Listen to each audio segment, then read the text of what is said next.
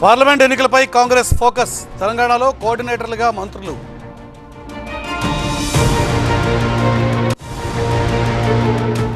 రాజానగర్లో YCP bus యాత్ర. చంద్రబాబు అందరినీ మోసం చేశారన్న నాగార్జున.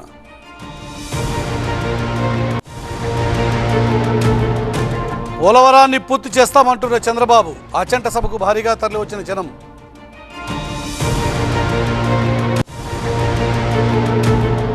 హామీల అమలులో ఆలస్యం. సర్కారుపై పోచారం విమర్శలు.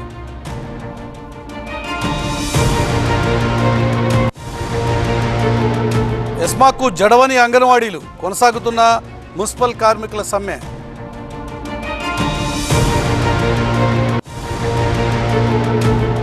శబరిమలలో భారీగా రష్. దర్శనానికి 10 గంటల టైం.